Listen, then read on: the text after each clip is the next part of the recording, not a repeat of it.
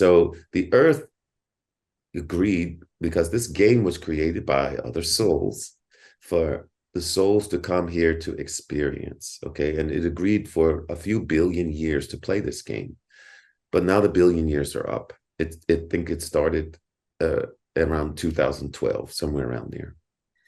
And now the Earth doesn't want to play the 3D game anymore. So it is rising, and it's going to rise until it gets to fifth dimension. Now, when it rises and it gets to fifth dimension, that's when the split is going to happen, the two timelines. And it's going to split. And consider it like this. If you stand in front of a wall, you're going to see you, and you're going to see your shadow. The 3D will be the shadow of the Earth, and the real you will be the 5D.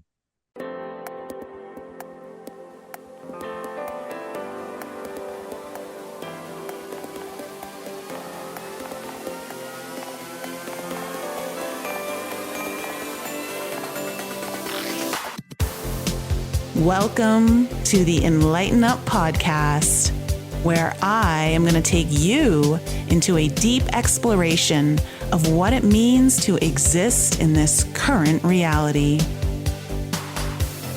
We are going to raise your vibes, open your mind, expand your heart, and dive deep into the wondrous mysteries and possibilities of this lifetime. There's been a spiritual catalyst that has set in motion the awakening process of many across the globe to return to the knowingness of self and unite what has been separated. Together, we're going to bring light into that darkness. We're going to remember the joy of living. But most of all, we're going to turn up the volume of our own eternal power and do the thing we're here to do.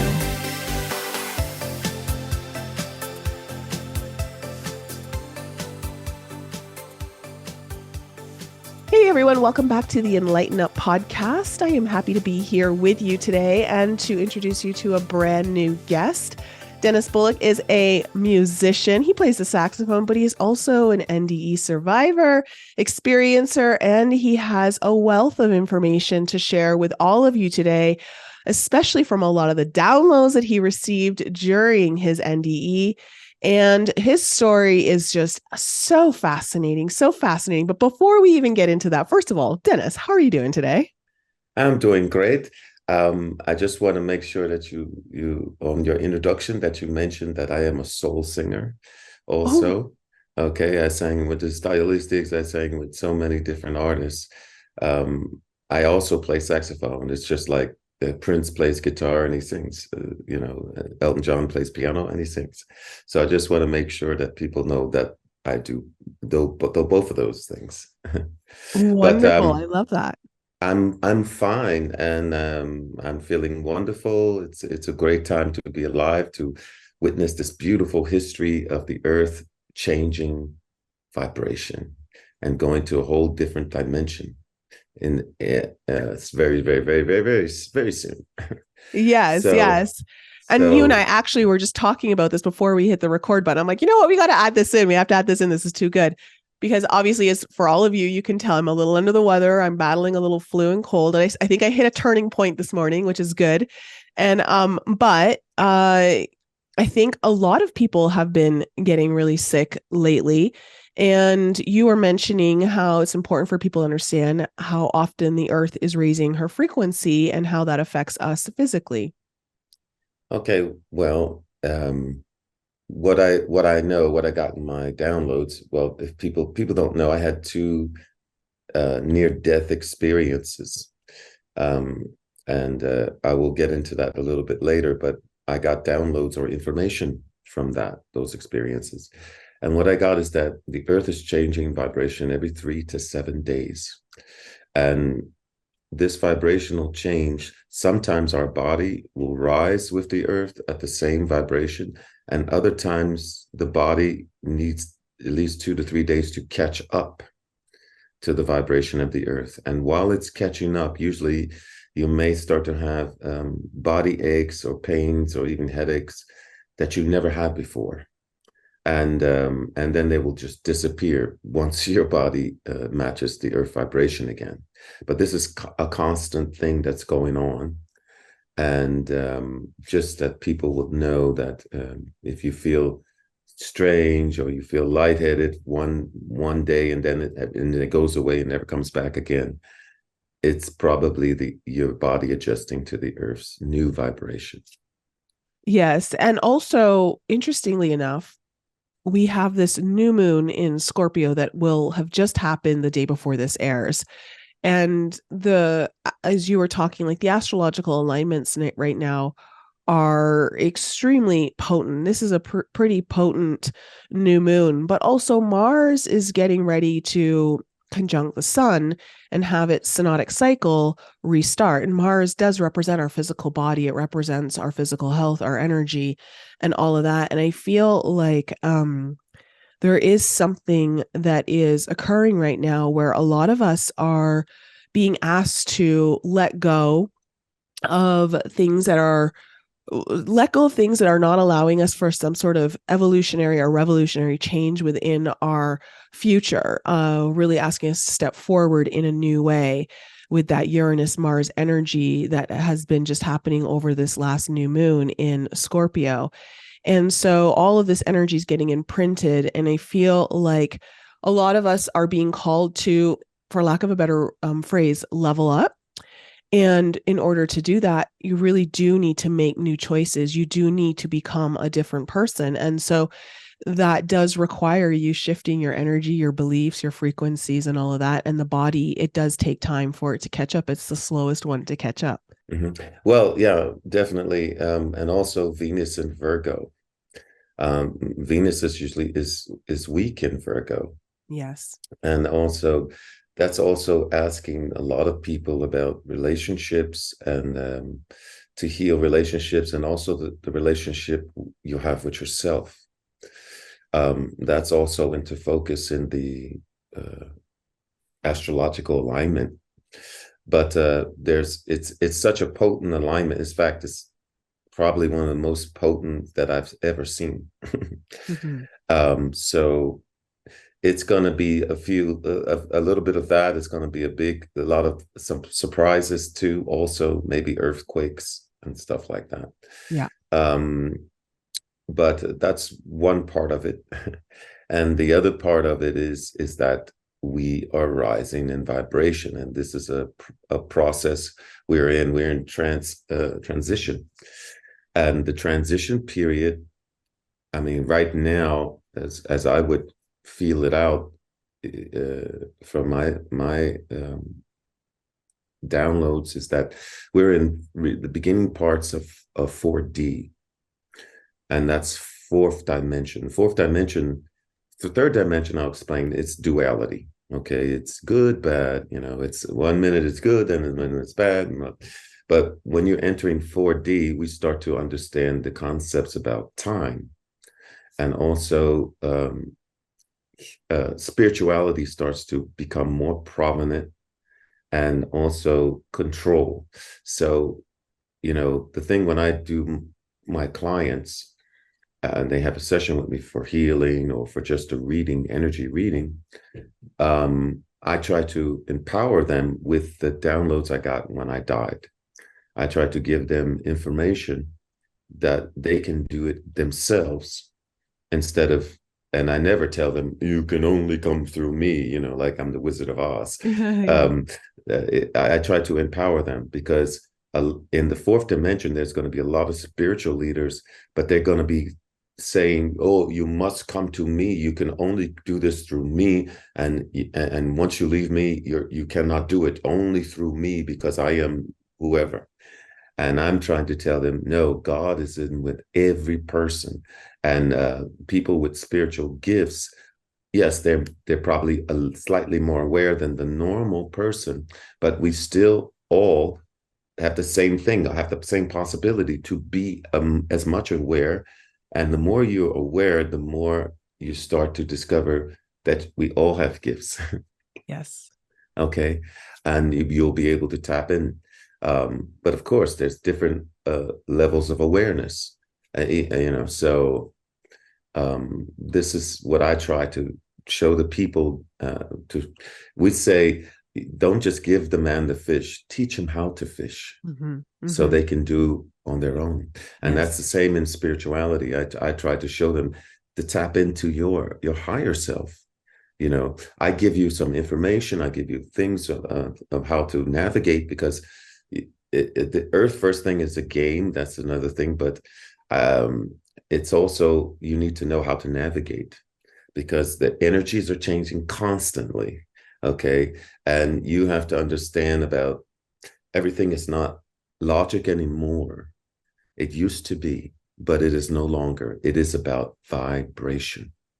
It's about low vibration or high vibration. That is the real question now. Because if you try to go logic in this life right now, you're going to run into what I call insanity. Because the vibration of the planet has changed, everything has changed. So a lot of people, not everybody, but a lot of people's lives are upside down.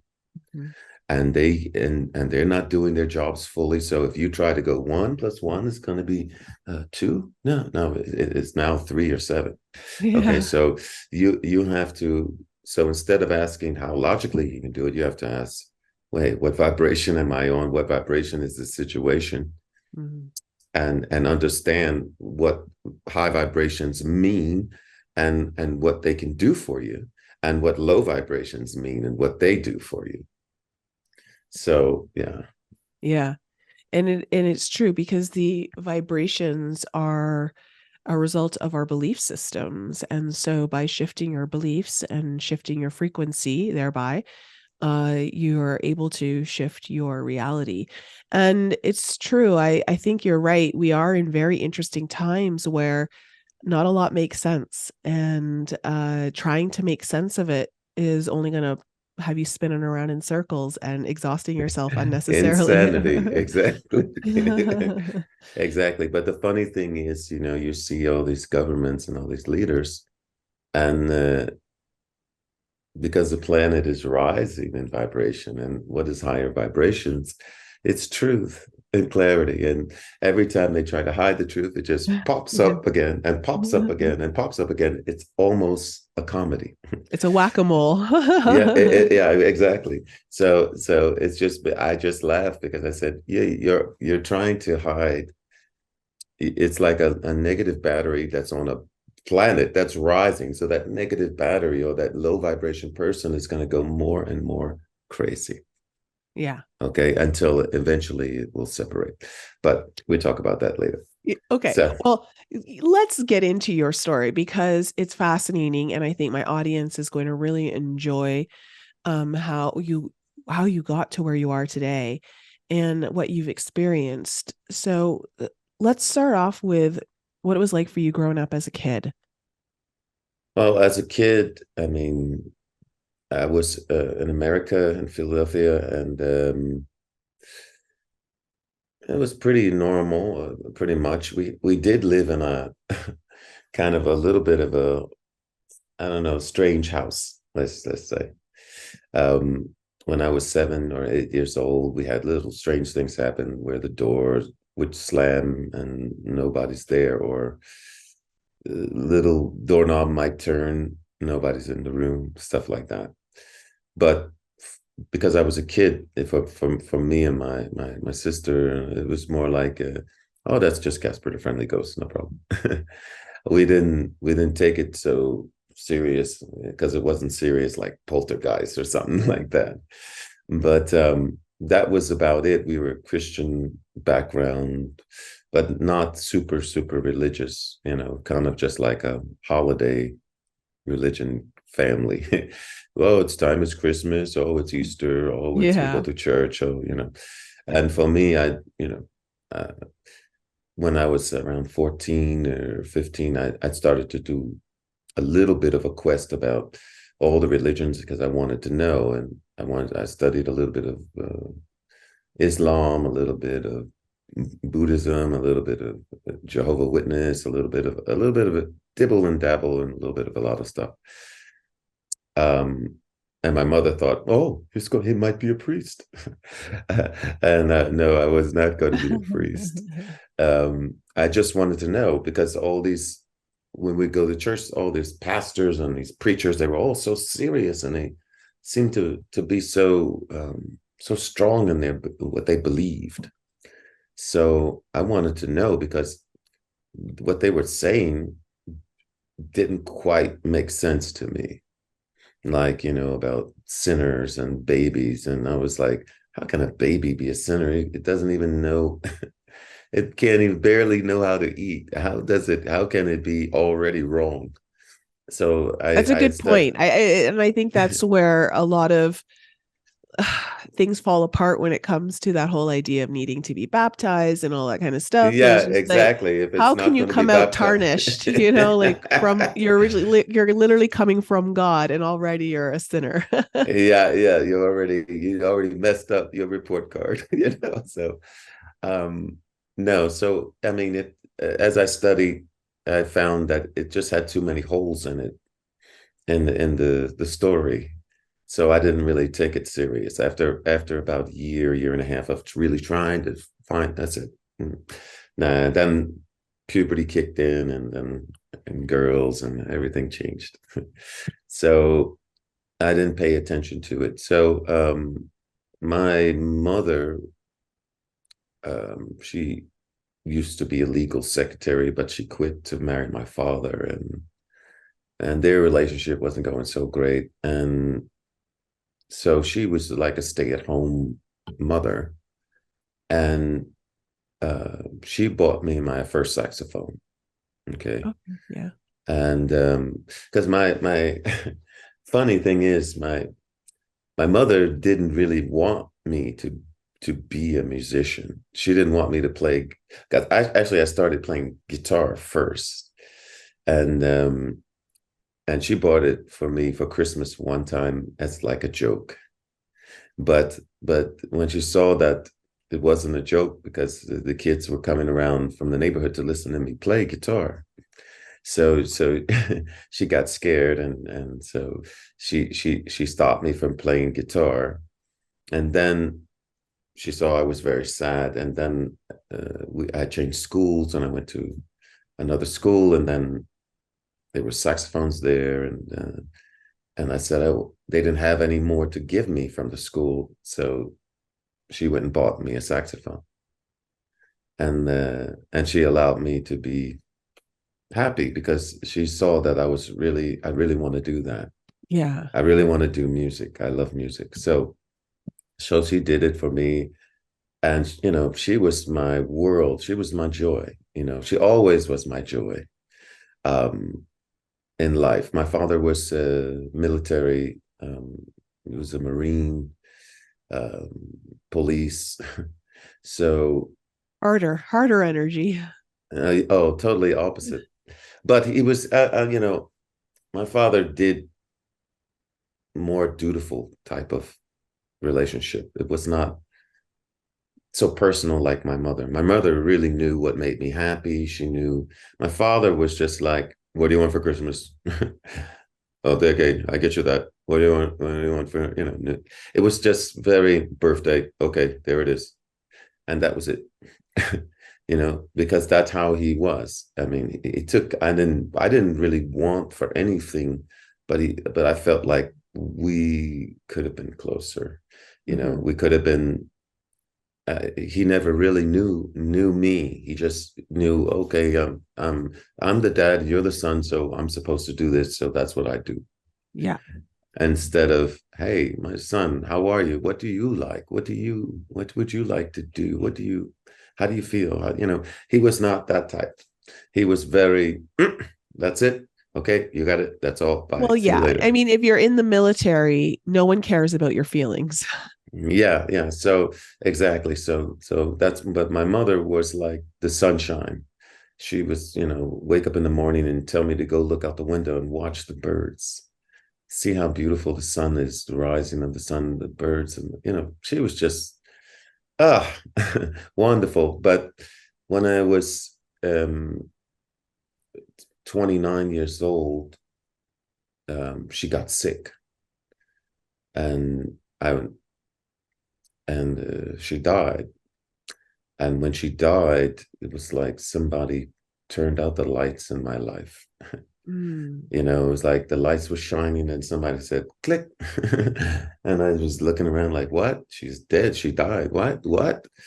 So at that time, I was living in Montreal, Canada at that time. And every night after she died, every night I would go to the bar, have a drink, and come back to my apartment, sit on the side of my bed, turn out the light, and cry myself to sleep. I did that for about a week and a half until this one night.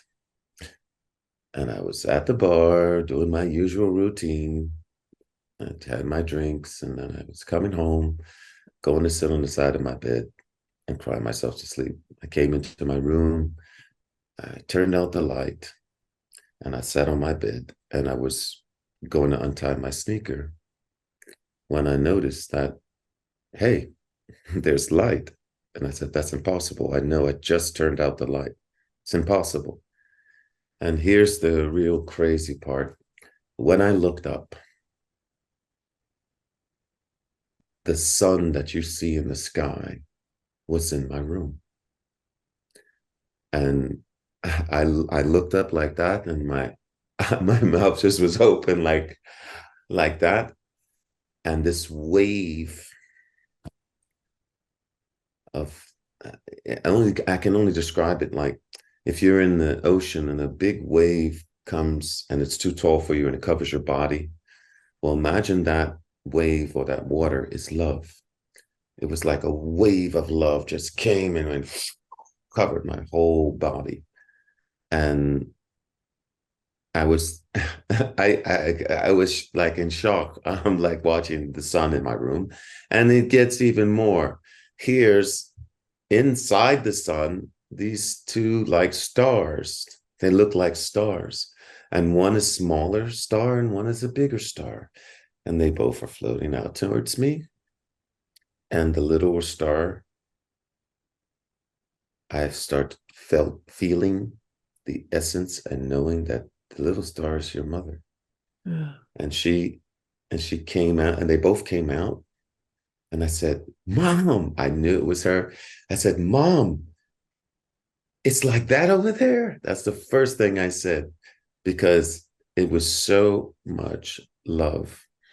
And the best way to describe it is like, can you imagine, like, if you won the lottery for $1 billion, you live in Hawaii, everything is perfect, there's nothing but love around you. That's how it felt. It was like, it was just amazing. And then she started to speak to me.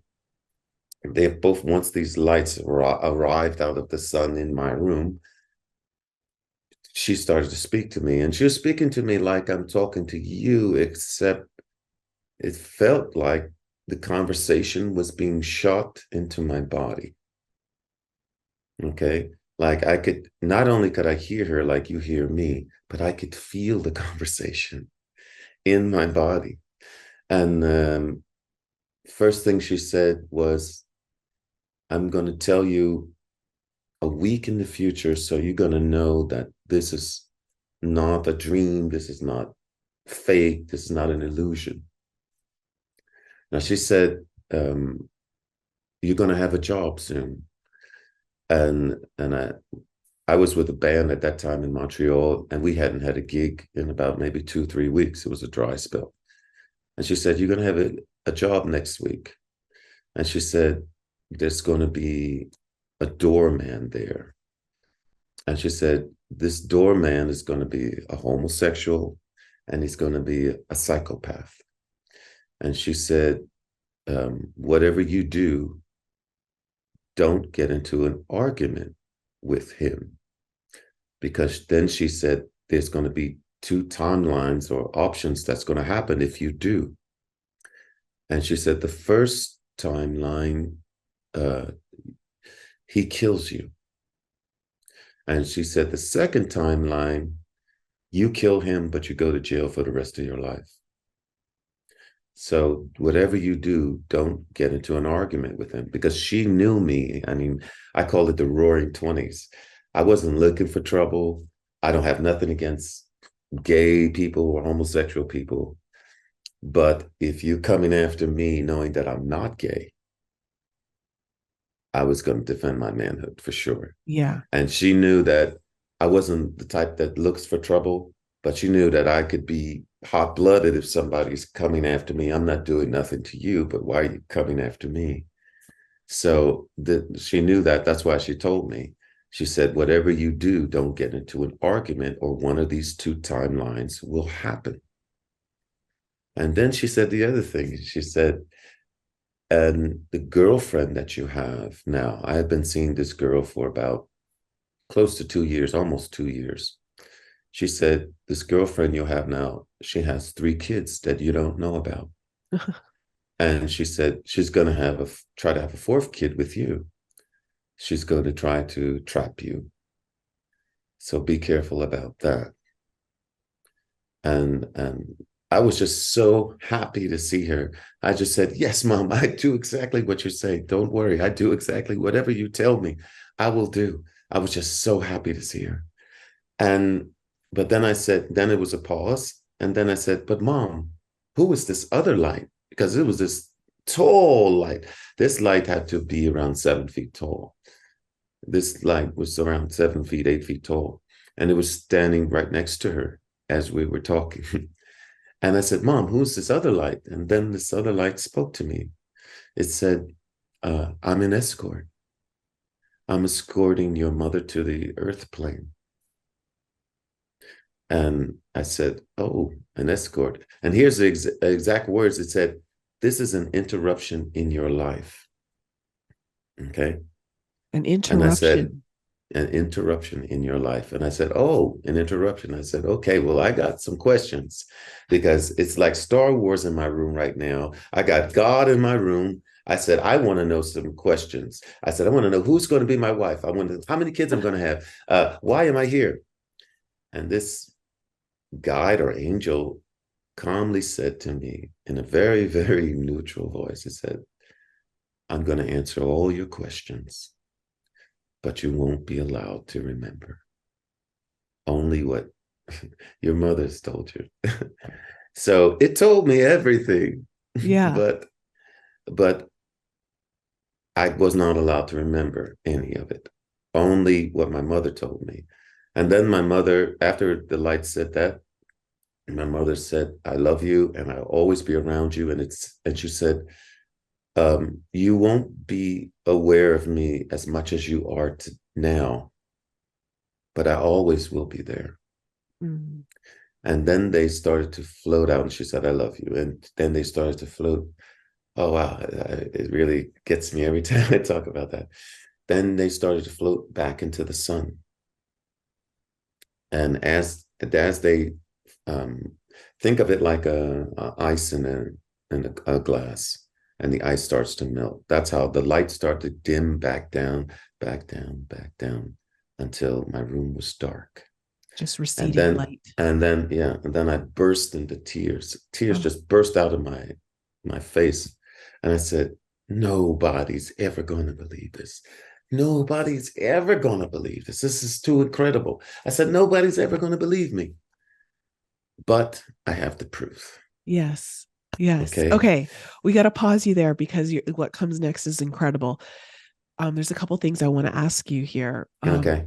One, this idea too is so important, because she told you there are 2 timelines that if you get into an argument with this doorman, that there are 2 potentially very not good timelines of either you dying or you going to jail for killing him. Yes. And so this idea of, I think this is important for everyone to understand, that we're constantly having choice in this life. Like, it very much is a choose your own adventure kind of experience. Yes, exactly. You got it right on, dead on. Yes. And so, and I say this because sometimes we can get caught up in this idea of destiny and fate, and I believe in all of those things, right? But I don't feel like they play a large percentage of the role that we have in this lifetime of choice, because we are in a free will universe, and understanding that at any given point throughout your experience here, day to day, you are able to make choices that can absolutely change the trajectory of your timeline. Yes, well, this is the thing. That's one of my downloads, and sometimes my clients ask me this question: which is true, destiny or free will? And the answer is both. Yes. And the thing is, you have certain things that your soul chose that it would like to experience in this lifetime, including your children, maybe your best friend, even your dog or cat. All of these things were chosen before, but you still have the free will to reject them once they come. Yes. Even the child, you can say, I don't want the child anymore.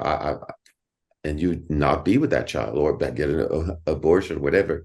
But you still have the free choice when they come in your path to either accept or reject.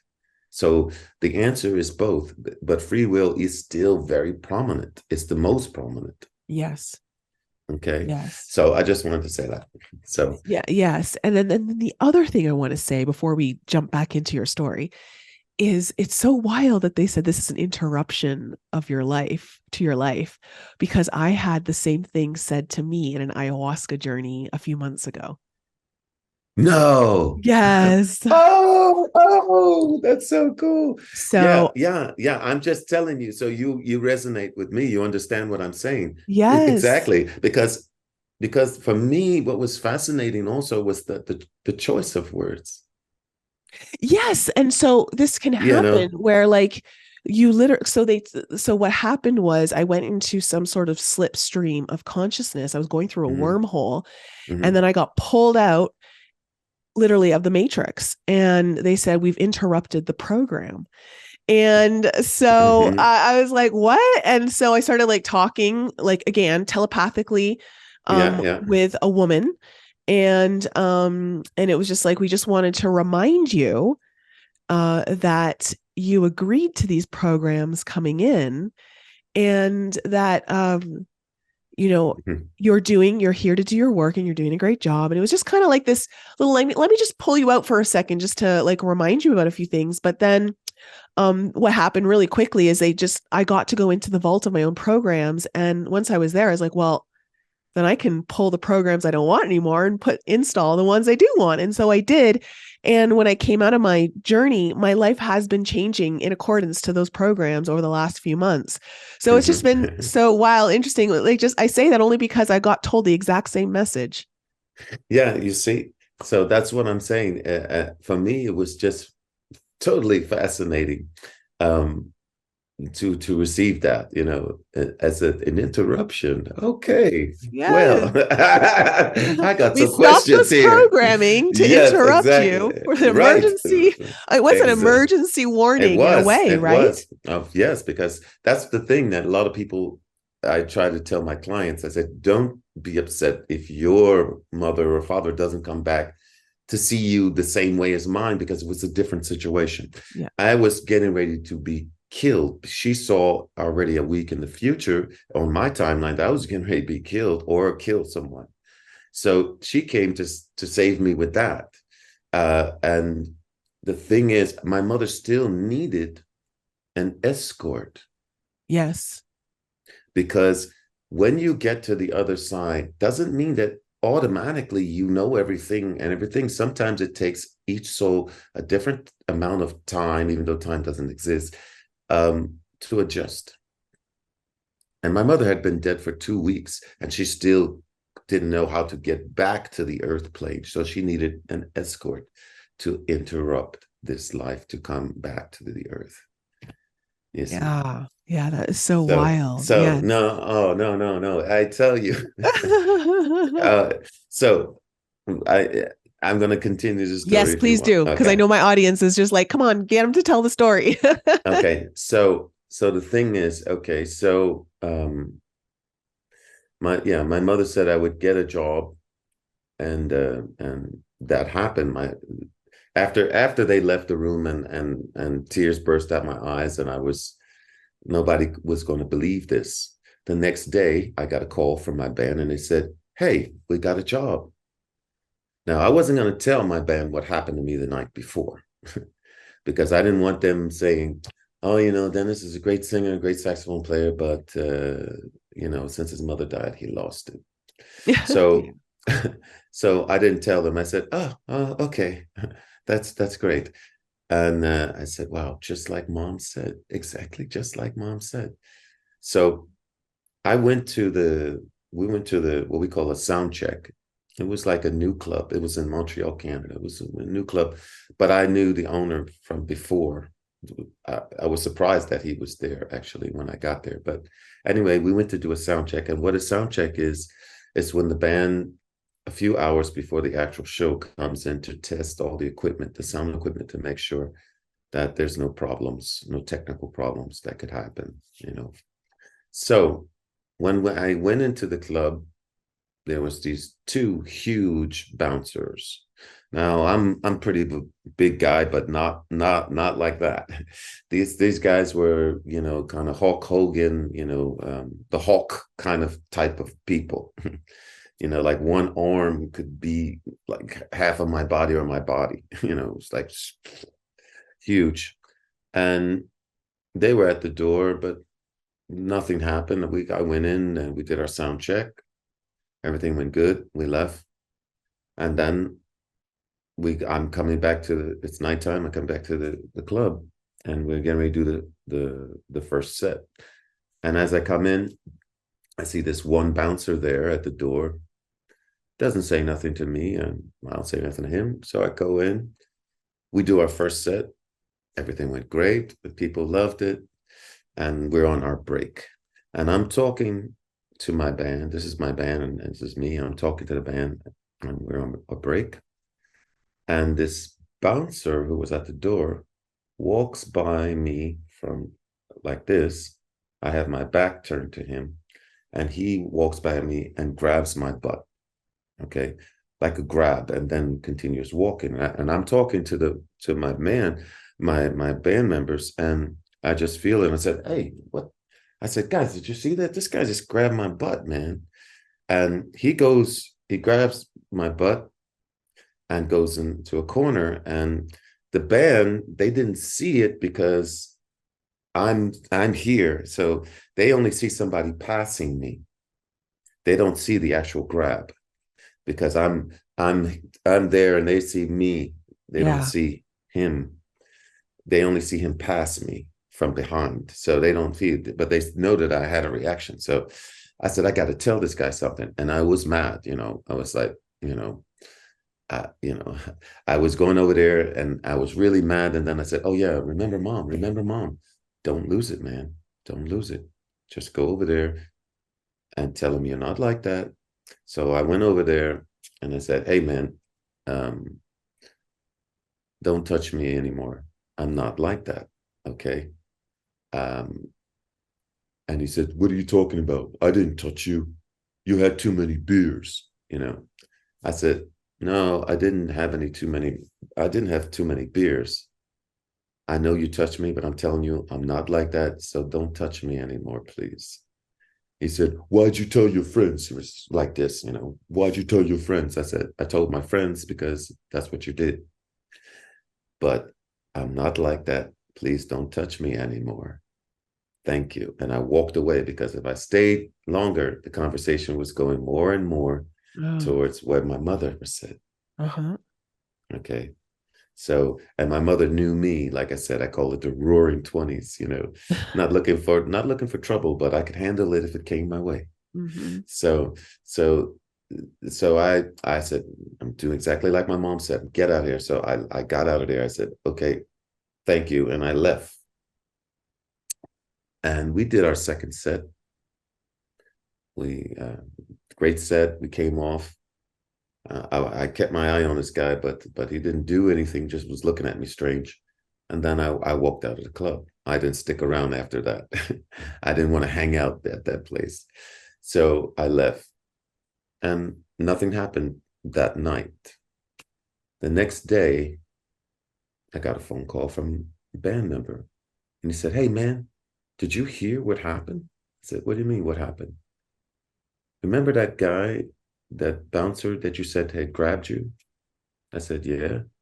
He said, "Do you know that this guy got into an argument with the club owner, crushed both of his rib cages, and went to jail for manslaughter, and the club owner died?"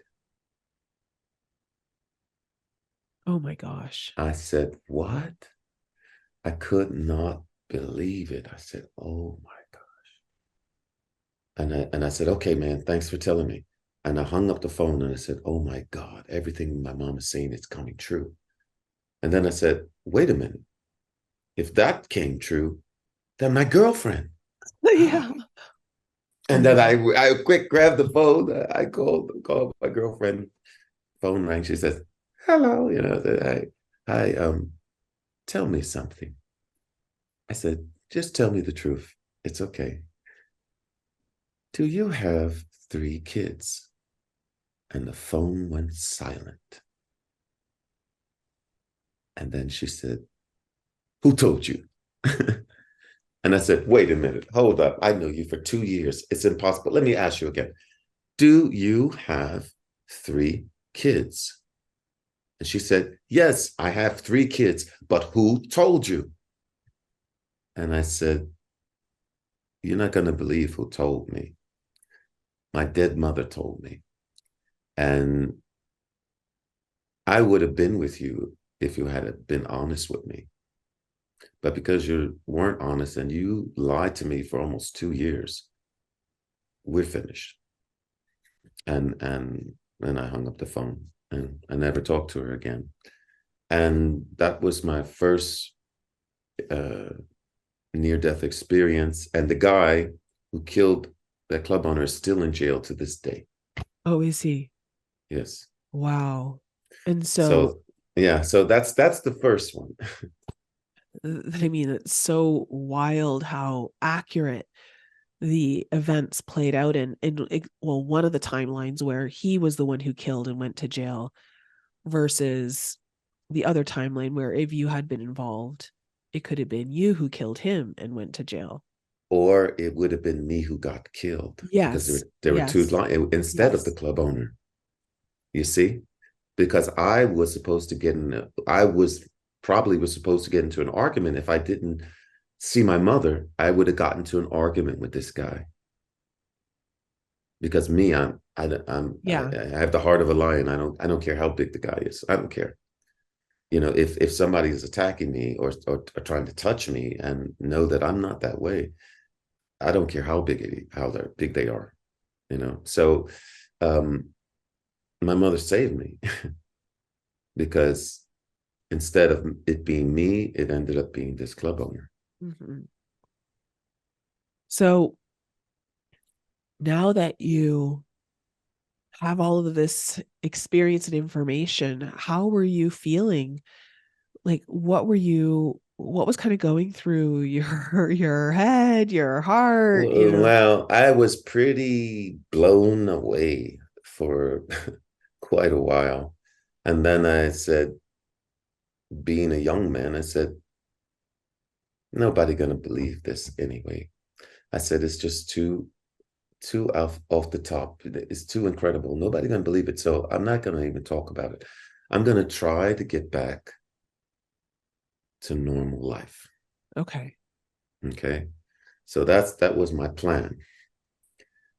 So I started to study under this another singer who was like this professional, what was a lead singer for the Platters, but the renewed Platters, not the original Platters, because I would be too young for that.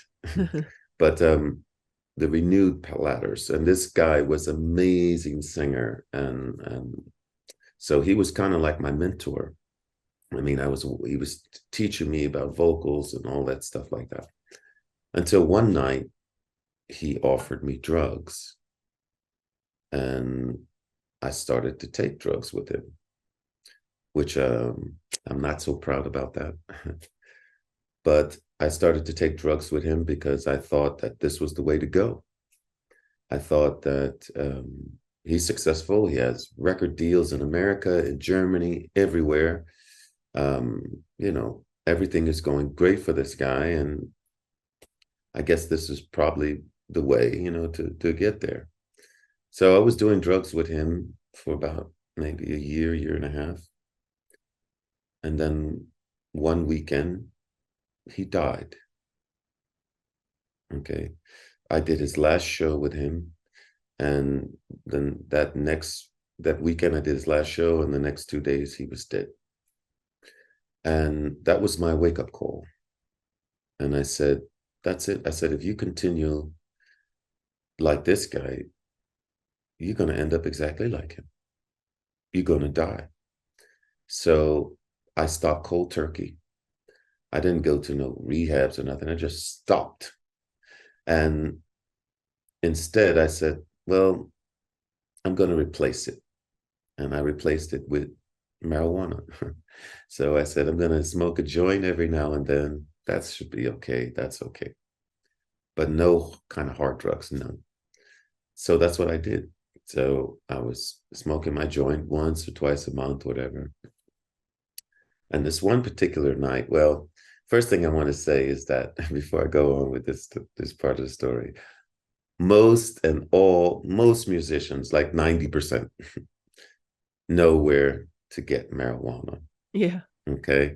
It doesn't matter what country, what city, does not matter. They know where to get it. Okay. So I was in Montreal, Canada, and I was with my new girlfriend at that time. And we were at my apartment and we ran out of marijuana. And I said, well, I'm going to call one of my friends because I know they're going to know where or how I can get some. So I called my friend and he said, well, I got some. And how about if I bake it in a cake and bring it over? I said, cool. I said, I never had marijuana in a cake before. I said, cool. Okay. So he baked it in a cake. It was a chocolate cake. He brought it over to my apartment and he left it with me and my girlfriend, and he left.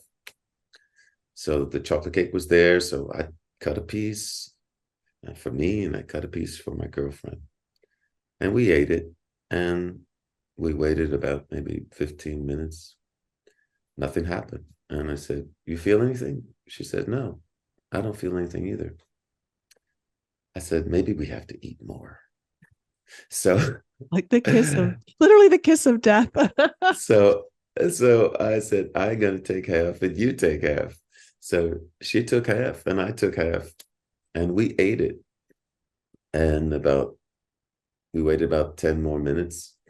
And I said, do you feel anything? She said, no, I don't feel anything. I said, me neither. I said, must be a bad batch or something. I don't know why, but I don't feel nothing. So we waited another 15 minutes and then we started to feel something.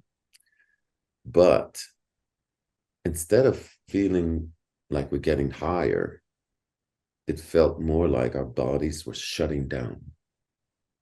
Like I would be talking with her and then I would forget to breathe, actually forget.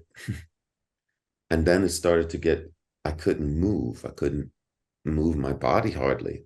And she said, hey, you better call 911 because while you still can. I said, oh, yeah, that's right.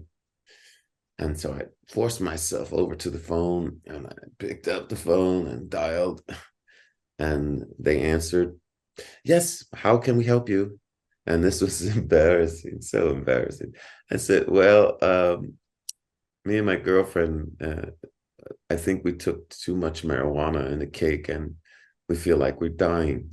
Can you come and save us, please? Help save us. So she said, okay, we'll be right over. And when you make that kind of call to emergency service, they if it has to do with any kind of narcotic, yes, they automatically call the police. So, and this, by the way, was they came around 4 o'clock in the morning. Okay. We were on the third floor. And so the police came first and we let them in, and they came, but there was no evidence because we had eaten all the evidence. So there was nothing You ate to the charge. whole cake. Yeah, we ate the whole cake. So there was nothing to charge. So they left because we didn't even know they were coming, actually. I found that out after that. Yes. So I didn't know they were coming, but they came and they, hey, we got a call. There's marijuana here and blah, blah, blah. I said, there's no marijuana here. And so they came in, searched the place, and there was no marijuana. They left, and the ambulance came. But when the ambulance arrived, by the time ambulance was a little bit later than them somehow.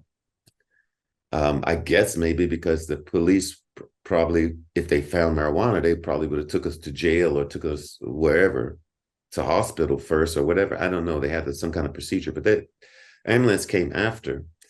And by the time they came, I was like this. I was on the sofa trying to breathe because I felt like I didn't have much time. I'm out of here if they don't come soon enough. My heart was trying to beat. I could barely move. And they took us in separate stretchers. Now it's 4 o'clock in the morning. Lights are flashing. Okay. My neighbors, there's 2 other floors and they have these windows and there's a swirling staircase. So we're being carried down. Okay. The lights are flashing. It's 4 o'clock in the morning. Neighbors are peeking through the big window looking at what happened to them. And it just looked like a scene where Mick Jagger and David Bowie overdosed. That's what it looked like. And so they carry us and all this commotion is happening at 4 o'clock in the morning. So they rushing me and my girlfriend to the hospital in separate stretchers, and we get to the hospital. And here's another strange thing that happened. As we enter the reception of the hospital, I'm on a stretcher and I see my dead mother. And this time she's actually looking through papers at the reception for me. And she had on this shirt that she wears when she was in a club, like this women's club for 10 women. They would go play bingo. They would go on trips together. And it was like a women's club. She had that shirt on. And I said, that's strange. There's Mom. And I didn't put it together that at that point, I was so close to death. That's why I could see her, just like I see you. Yeah. That's why I could see her. And they rolled me to a room and they wrote my girlfriend into a separate room. And they gave me this black drink to drink. And I thought it was tar, but later on I found out it was charcoal. So I'm in the hospital room by myself on my bed and I'm drinking this charcoal and it tastes horrible, but I'm drinking it fast because I'm like, hey, I'm going to be all right. I'm going to live. I think I'm going to live. So I'm drinking this charcoal and I drink it all down. And it was hard to drink down because it just tastes horrible. And I drink it all down. Then I sit back on the bed and I'm relaxing. And I said, wow, I think I'm going to make it. I think I'm going to make it. And then all of a sudden, I start to hear in my right ear, my heartbeat. And it goes, boop, boom, boop, boom, boop, boom, boop, boom, boom. And that was it. When it did that, like I just bounced out of my body like that, as if I would bounce off this couch. Oof. And I said, I'm out. And then I'm standing, my body is in the bed, and I'm looking at my hand. And I can't believe it because it was so easy. I'm out and it feels almost the same like when I'm in. I'm looking at my hand and the way I can describe that is it's like if you watch television and you watch it very late, you have the emergency broadcast system comes on. And my hand and you have all these, it looks gray, but if you look really hard into that gray, you're going to see colors, little colors. Yep. And that's how my hand was looking. It was gray and it had a light blue tint around it, light blue. And I was going like this. And then I heard a drop of water. I had a sink in my hospital room, and the drop of water was going doop, doop. And for some odd reason, my curiosity was like at 1,000. And a drop of water to a soul was amazing, was the most amazing thing that could ever be. I said, wow, a drop of water. And I said, I want to see that drop of water. And the minute I said it, my vision went boom, straight to the drop of water and back. And then I said, as if I was remembering, like if I give you a bike in 20 years from now, and you hadn't ridden a bike in 20 years, but if I give you that bike, you're still going to be able to ride it. It was like that. It was like I was remembering. And I said, I'd like to freeze that drop of water or stop time. I said, and I went, oh yeah. And I just put my hand across the air just like that. And the drop of water froze. I'd stopped time.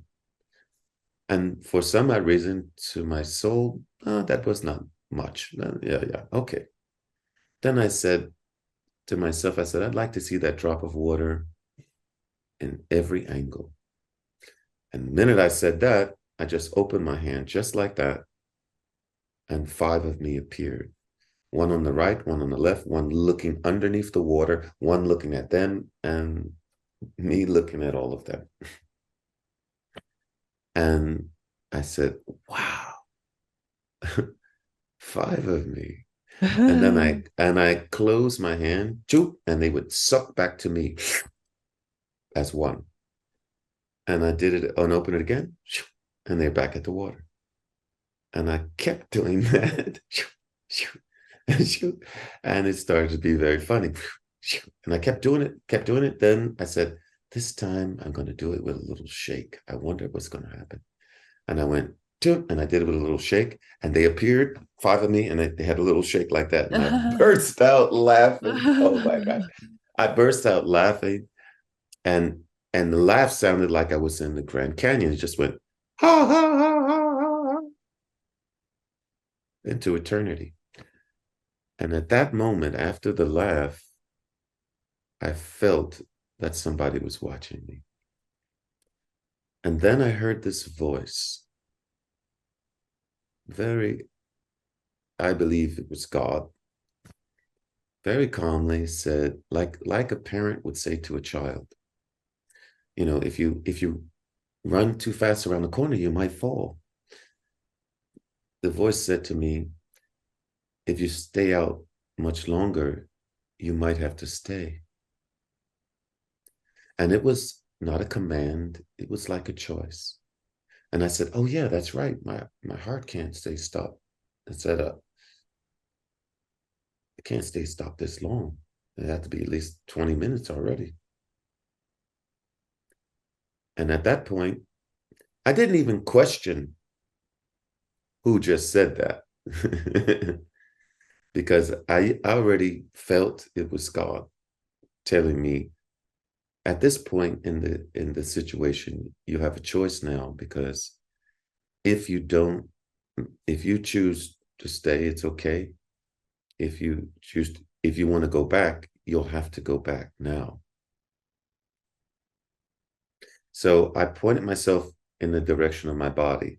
Now, I didn't want to look at my face when I was dead, because I was afraid that I was going to have some kind of crazy expression on my face. So I only saw my leg, and I knew I'm standing here and there's my body right there in the bed. So I pointed myself at the body, and I just said, I'm going to jump into the body. And when I did that, my soul jumped into the body. I had a double click like that. And everything went back to normal, except there's one more thing I have to say. While I was out of my body, besides having all these powers, the longer I stayed out, the more powers I was getting. I also was like, if you put an Alka-Seltzer in a glass of water, it dissolves, right? Well, for me, it was the opposite. As I was out of my body, I was getting more and more information.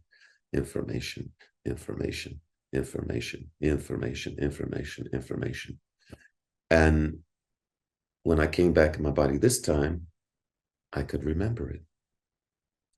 And it was things that were totally opposite of what I believed.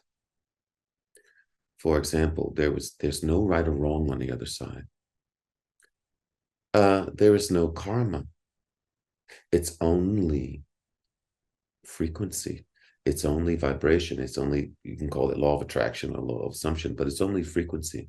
If you kill somebody and you're on that radio station of kill, or that station of frequency of killing, you're on a frequency that you can kill, but you may also be killed.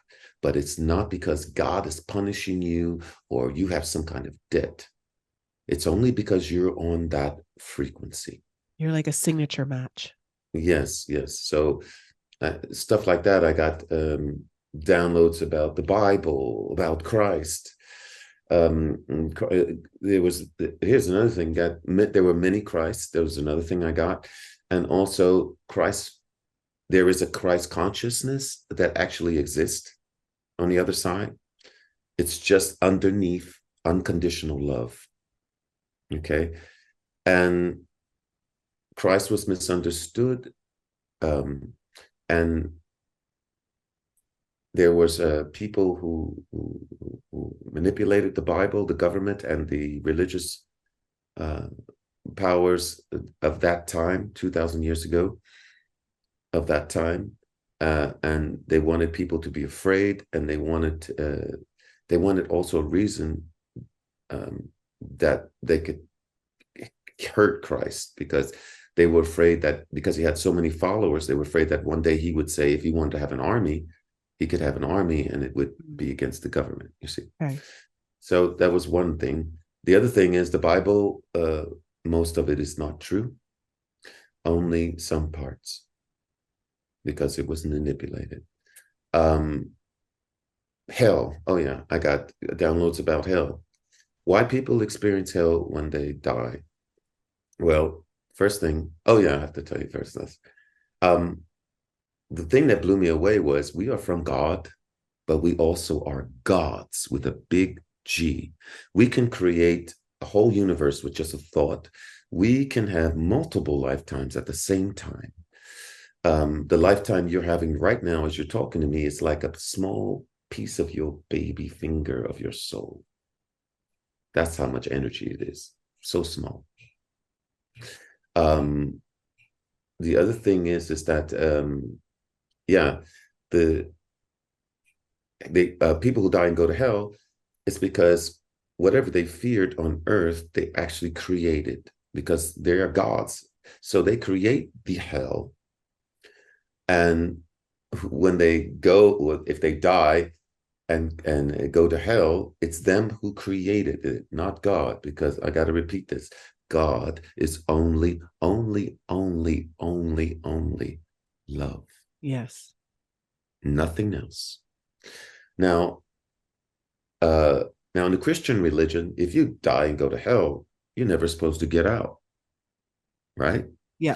Why are hundreds? There's hundreds now dying, going to hell, and coming back and telling about it. The thing is that, and they're in hell and they say, "Oh God, help me, please," and God takes them out of hell. Why would God put you in hell then take you out?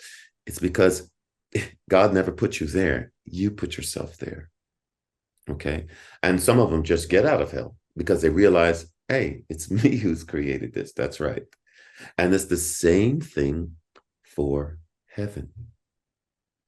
People will die and go to heaven because they believe in it so much that they created it. And when they get to heaven, there's only Jesus or Buddha or Allah or Mother Virgin Mary is there. and nobody else is hardly there, and nothing is happening there. Absolutely nothing. And they say, well, there's nothing going on here. And they realize it's them that created this particular place, because the real reality is on the other side, all the places are heaven, all of it. The galaxies, the different planets, the different dimensions, that's all heaven. There's no designated place. Yeah. Okay. That's the other thing. So these people, because we're such creator gods, that's why they experience hell. And that's why hundreds are getting out. Because if it was true, like the Bible says, and the real God created hell, nobody would ever get out. Okay. But God doesn't create hell. God allows you free will. If you want to create it, you do whatever you want. You can create. And that's another thing on my downloads. You wouldn't believe the power you have. On the other side, you can actually create a body. You can create a partner. You can create an island. You can create. That's why people are busy on the other side. They're going fishing. They're on the beach. They're visiting other planets. Oh yeah, aliens do exist, by the way. Yes. And they're visiting other alien civilizations. The Earth is like a small, small closet compared to the other side. And so knowing all of this information is extremely powerful as a human now living here in this reality. Have you used some of these, not just the downloads, but also tapping into your skills to shift your reality here? Well, the thing is that I got the history about the Earth also, and the Earth made like the soul agreement. I wouldn't even call it contract. That sounds so like a soul agreement that it would play. Oh yeah, here's the other thing I have to tell you all. It's so much information. Sorry, it just keeps. The Earth is a game. Okay, it's a game for souls to come to experience. It is not a game. It's not a place that, oh, I must learn, or my soul must grow. Your soul is perfect on the other side, okay? It comes here to experience. That's it. It's like if you have all the knowledge on how to drive a car, you've written all the books, but you never really driven a car. Well, you came here to drive the car, okay? Yeah. If you're in a room and you're white, and the room is white, and everything you see is white, you don't know you're white until you see another room that's black or green or purple. Then you say, oh, I'm white. Yeah. And you see? So it's the same, because on the Earth, you can experience no love. You can experience being alone and sad. You can experience the illusion of death on Earth. You can't experience that on the other side. There is no death. But you can experience the illusion of it here. So the Earth agreed, because this game was created by other souls, for the souls to come here to experience, okay? And it agreed for a few billion years to play this game. But now the billion years are up. I think it started around 2012, somewhere around there. And now the Earth doesn't want to play the 3D game anymore. So it is rising, and it's going to rise until it gets to fifth dimension. Now, when it rises and gets to fifth dimension, that's when the split is going to happen, the two timelines. And it's going to split. And consider it like this. If you stand in front of a wall, you're going to see you, and you're going to see your shadow. The 3D will be the shadow of the Earth, and the real you will be the 5D. Okay? And it's okay, the way God sees it. It's not like, oh, you got left in 3D and it's not a bad thing. God sees it like, oh, Nicole took the long road home. Yeah. or if you go to 5D, oh, Nicole took the short road home. That's it. Yeah. So it's really, the Earth is asking souls now, by your vibration, what choice do you want to make? Because once I get to 5D, once I get on that 5D train, whatever vibration you are on at that moment, that will be your new home. Because you will not be able to jump from 3D to 5D. It'll be too big of a jump. because it's even taking the earth. Look how long it's going to take the earth, a few years to get there. Yeah. Okay. So that's the whole point of all of this. And this shift. But meanwhile, the people who are on low vibrations, they're on a planet that's rising. So what happens when you took a negative battery and a positive battery together? They separate. And it makes that negative battery go crazy and more crazy because the planet they're on is rising in vibration. So there comes the illusion. They want people to believe that, oh, it's getting worse and, oh, everything is getting bad. No, actually, it's getting better. Yeah, I'm with you on that. Okay, it's actually getting much, much better. Yeah. You know, and I just get a download for you. You're on a very high spiritual path, young lady, and you're going to be changing a lot of people's lives with just your presence and testimonies. Thank you. Thank you. Yeah, for I just got it. That's why. So sometimes if that happens, I blurt it out because I wanted to get that. Whatever comes, I tell you. I just got that from you while I was talking, and they said, "Tell her." I said, "Okay." I appreciate that because I am going through a shift of how I'm going to help others and wanting to reach as many as I can. But it's interesting you say through the testimonials, because I have been able to work with people more, not just online, but in person at retreats. And I just had my first retreat like a month or two ago. Well, Nicole, I just want to tell you, I'm so excited. Soon, too, I'm working on the same thing to do retreats. So I will definitely keep your contact because I want people like you in the retreat, you know, and when I'm talking about as a worker, as you would get paid and it would be some nice location, but as a worker, you know, it would be with about maybe 7 others with different talents and different things that they do, but it's all spiritual paths. Yes. You know, going, and I tell people too, you know, there's many roads to the mountain. And I said, so don't think one road is the only road, but there's many roads.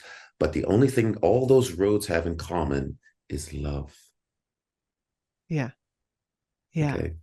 And it's like, even just talking about like the frequency and how everything is frequency. It's not about karma. It's just about frequency. Yes, and exactly. how, you know, and this idea that, you know, we're all kind of going through this vibrational rising. And of course, depending on how comfortable or uncomfortable it'll be for you, you know, is just depending on how you're choosing to move through it. Right. And it's interesting because even at the retreat that I just had, we created such a high frequency container through certain exercises and ceremonies and meditation and all of that when it comes to the actual transformational component, it's just it's so galactic, right? Because everyone is able to tap into such that high frequency. And so I think that, you know, as you're talking about Mother Earth going through this vibrational rising, and that it is taking some time, and that it's important to understand that, to one, just keep your focus on your own journey and to remember that it's your journey that is most important, but that there are these shifts. And sometimes when you feel like it's all falling apart, it's actually because it's all coming together in a better way. Exactly. Yeah, exactly. You said it perfectly. Exactly. That's it. To get back one more time about my story, because I know we might run out of time. I don't want to run out of time.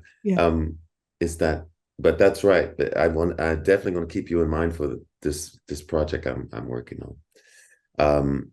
But the thing is, after I was in the hospital and I got out, you know, and I said, oh, this is even more incredible. I said, and this time I can't. I said, I want to go back to normal. I want to try. So I said, let's try one more time to get back to normal life again. Normal. Yeah, because I felt that if I was to tell my colleagues or musician friends all this information, then they would really say, we thought he was crazy before, but this time it's definite. Yeah. So I didn't tell them for a long time. And right about, I guess maybe it was a few months after that, our band, we had another job in a place called Montreux, that's in Canada, north of Montreal. From Canada. And, oh, okay. So yeah, so Yeah. we're okay. So we're in Montreux, and there was a snowstorm, and so we were snowed in. We were happy to have a new gig and stuff, but nobody was at the place because of the snowstorm. So there was only 2 waitresses there, and we were all having beers. And I said, well, one of the waitresses, come over here. I'm going to tell you your future for fun. So I said, give me your left hand. And it was supposed to be a joke. And I said to her, first, your boyfriend is paraplegic. I said, he blamed you for his handicap. And I said, 3 months from now, you're going to meet a guy and you're going to fall in love with him. And then another 3 months, you're going to get married to him. And you'll leave this guy. And that's it. And I threw her hand like that. And I never paid attention that she never said a word through the whole thing. And I didn't pay no attention, and I finished my beer, and we were all laughing. And a year later, we played the same place again in Montreux. And this waitress ran up to me and she said, did you know that everything you said was true, came true? I said, nah. I said, well, come on. I said, no way, your boyfriend's paraplegic. And she said, your boyfriend was paraplegic? She said, yes. I said, he blamed you for his handicap? She said, yes. I said, you met a guy 3 months after, like I said? She said, yes. I said, you married him 3 months after? And then she showed me the wedding ring. Oh. And then the hairs went up my arm. Chills. Like that. Chills, yes. And my band heard it and they said, what's wrong with you, man? You're turning into Nostradamus. And I said, I don't know. And I said, and then I felt like, what happened to me? Am I an alien now from this? Like, what is this? How did I do that? That I didn't know this girl. What happened? What's happening? So then it kind of scared me a little bit. And then time went on again. And then we had a few more gigs. And there was this place like called After Hours. Okay. You probably heard of it if you're in Canada. But it's after hour places where after the clubs close, you can go to this place and have a drink from like, I don't know, 2 o'clock to 8 o'clock in the morning. Yeah. Okay. We had those in Toronto. yeah, exactly. After hours. So there was a doorman there too, but he was cool. And he was a big fan of the band and stuff like that. So, and he was a good friend of ours. So this one particular weekend, it's like a Thursday, I had this kind of like premonition. And it was like a cloud following me, like, I don't know if you ever watched the cartoon Charlie Brown, and it was a cloud following him. Was it like this cloud following me the whole day, telling me that this guy, not to go out this weekend, don't go out this weekend. And I said, come on, this guy is a huge guy. I mean, this is a big guy. I mean, you got to be insane if you want to fight with him. If you want to mess with this guy, you got to be insane. Just to look at him, you're going to see, what? No, I don't think you want to mess with this guy. Big guy. Doorman. So I said, now he's my friend, but he's going to think I'm real crazy if I tell him, hey, man, don't go out this weekend. Stay home. He's going to think I'm crazy. So I said, nah, maybe it's just me. I'm sensitive, or I'm feeling things. Maybe my feelings are off target. I don't know. So I see him on that Friday and everything seems cool. And I thought about telling him, I said, nah, I'm not going to tell him. He's going to think I'm nuts if I tell him. I won't tell him. So I didn't tell him. And the Sunday came, and I went to the after hours like I would normally go, and he wasn't there this time. It was another guy that was there. And this guy, this doorman, had tears rolling down his face when I came in. And I said, hey, man, what's wrong? He said, you didn't hear? I said, hear what? He said, the guy's name, I won't say his name for his family, but he said, this bouncer is dead. I said, dead? I said, how? And he said, on Saturday night, he met this girl. And he went to a hotel after work with this girl. And this girl waited till he fell asleep and chopped his throat, cut his throat with a knife. And by the time he woke, it was too late. He had lost too much blood and he lost consciousness and he died. And I went to his funeral. And I said to myself at that moment, I said, I don't care who it is. If I get an impression that something's going to happen, I'm going to tell him. I don't care if it's the president of the United States. I don't care. I'm going to tell him. And that was it. And I felt guilty for quite a while after that. But then I got a download that he wouldn't have believed me anyway. And the other thing is that we have exit points. And oh yeah, here's another one of my downloads, because there's so many I got from that. Nobody dies a horrible death. Nobody. If you're murdered before that bullet goes in your head, your soul is taken out of your body. Okay? So nobody dies a horrible death. Even before the impact, you'll hear about people who are in a car accident, and then they say, then I was gone. I wasn't there anymore. Because you're taken out. Your body is taken out. I mean, your soul is taken out. So then I was able to say, okay, I don't feel so guilty anymore, because he probably chose to leave at that point, this exit point. Yeah. But, but that I was also just learning how this gift worked, because I didn't know I had a gift until after that experience, the near-death experience. And now a lot of things are happening. When I do my sessions, sometimes I get healings from people, sometimes premonitional things, sometimes health readings, sometimes just general knowledge of how to navigate in this transition, about vibrations. I learned about the vibrations are probably the most important things if you want to navigate in a better way in this game. Yeah. Yeah. Wow. Wow. I mean, this episode is just so full of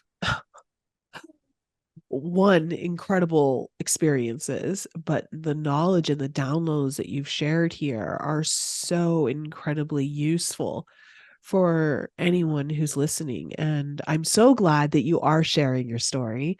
And I'm so glad that you're doing this work on top of your musical talents, because, that's the whole point of being human, is we are multidimensional and we can utilize so much of ourselves and be anything we really want to be. We don't have to fit into anyone's box. There you go. That's right. You got it right. And that's why I said with the multiple roads to the mountain. And that's why I tell people, a lot of people die, but a lot of people don't realize even that experience. Yes. Because they didn't really get it, or they didn't go deep enough, or they just didn't get it. Because when you die, it depends on your heart and your mind where it was at that moment, And for the religious people, well, I didn't experience any hell. I died high. Okay, so I didn't experience any hell, and I should have if that's what your religious book says. But what I got is the religious books are off. Not totally though. There's some Yeah. real things in it. There's some good things, but for me, me personally, I'm like, well, you don't know which one is the right one and which one it isn't. So it's more of what resonates with you. Yeah. And If you can, you know. I think that's important because there's so much information that's mixed with misinformation or Right, false things. exactly. But I think this is part of the human experience, is to learn how to discern on your own, like what is Well, true for you and what is not. exactly. Well, this is the whole point, is that, you know, the people, here's the other thing. The people on these low vibrations are trying to do so bad things to the population. But what they're really doing is making people go within and discover their true powers. Yeah. So they won't even need, because in 5D, nobody will be able to lie because everybody can see people's aura in 5D. Yeah. And anyway, they won't be able to want to lie anyway, because that's a low vibration. So they won't even be there. But the whole thing is that as we're going through all these things, we are discovering more and more of our true power, and we can do everything. We can do, I mean, literally everything. Yeah. We've been lied to from the beginning. And they know also that because we are real gods, what we believe. So that's why belief systems, Yes. that's why they're in place, Yes. what we believe, because it's all about that. It's all about that. Yeah. And because we are gods, whatever you believe, so be it. That's right. Because you're a god. Yeah. Okay. And it was so much information. Like I said, I try to have in my sessions to help people to navigate that you want to be on high vibrations. Okay. I tell them things, for example, what does low vibrations do? Low vibrations make things more difficult, work more difficult if they work at all, block your dreams from happening, bad for your health, a bunch of things. And what is low vibrations? Fear, hate, sadness, depression, Apathy, apathy, confusion, guilt, jealousy. All of these are low vibrations. And these vibrations block you from doing the things you want. What's high vibrations? Laughing, love, joy, gratitude, nature, animals, babies. Okay. These are all harmony. This is all truth, clarity. This is all high vibration. Yeah. Okay. And what does that do? That makes things work more easy, makes your goals happen and come to you easy. Good for your health. What does the doctor tell you? If you laugh, it's good for your health. Yeah, I know. I'm glad you actually started with laughter, because I think that's one of the top vibrations. So yeah, so oh that's gosh. right. So all of those things, that's what I do in my sessions and sometimes, of course, I read certain situations that they're in with partners and loved ones, and sometimes get communications with people on the other side for that loved one. Yeah. But that doesn't always happen, because sometimes the loved one that's dead on the other side is actually busy. Okay. Yes. But there is a trick to get them in front of you. But the thing is, what people got to understand is that when you think of dead person, you have to think of the propeller of a plane. If you look at the propeller of a plane, you're going to see that it's moving so fast, it looks like what? It's disappearing. Yeah. But if you put your finger in there, you're going to know it's there, right? It's the same thing for a dead person. They're vibrating on such a high vibration and so fast that to the physical eye, it looks like they've disappeared. But they're actually there. And if you say their name and ask them, please come now, I'm asking for boom, please come now. Guess what? They will show up and they will say, well, what do you want? I heard you call me. What do you want? I was busy fishing. I love it. I hope this is important. Oh my goodness. Yeah. So Dennis. that was a download I got. I That's said, so great. really? I love And that so much. so I said, really? So, oh, this is cool. I said, maybe I can call Bruce Lee because he was one of my favorite heroes. Yeah. Well, it's When such I a was a kid. pleasure to have you on the show. Thank you so much for sharing your wisdom, your experience, and your soul with us today. And can you please let my audience know where they can find you? Maybe they'd like to book a session with you or reach out to you for any reason. For sure. If you can put it in your description box, Truth Energy Readings with an S at the end of readings.com. Okay. They can Truth book a Energy Reading. session, and they can also see at least 30 different testimonies of people who had sessions with me, healings, and all kinds of other things. So I'm open to help people. And that's what Wonderful. I do. I mean, if you're suicidal, you can book a session with me. Just normal people or people who have had near-death experience and they want to have some clarity about it, they can book a session also. Wonderful. So yeah. I will leave all of that information for you guys in the show notes and underneath the description box for those of you watching on YouTube. And thank you so much, Dennis, for being on the show. And don't forget to my audience that the Forbidden Journey Retreat tickets for April 24th through the 27th are now on sale. If you'd like to come, if you missed the one in September and you want to come to the one in the springtime, tickets are now on sale for that. I'm going to leave the link in the description below. And as well, don't forget, I just announced in my newsletter that I am offering a new session called Future Self Insight Sessions, a dialogue with destiny, where I help empower you to have a conversation with your future self on what the roadmap and steps to that future timeline would be for you. So getting advice from who one better than yourself. So if you're interested in that, I'm going to leave the link in the description below. Guys, I love you so much. Thank you so much. And please reach out to Dennis. He's a wealth of information and I'm sure he can be very helpful in your journey. I love you guys and I will see you next time. Thanks again for joining me for another show on the Enlighten Up podcast. I love you guys so much for all of your continued support. So remember to raise your vibe, find your tribe, and be open to the infinite possibilities held in the mysteries that surround us all. Thanks again for sharing the show with your family and friends. And if you're new to the show and you need to find out more information about me, please head on over to my website, NicoleFrolick.com, where you can join my newsletter.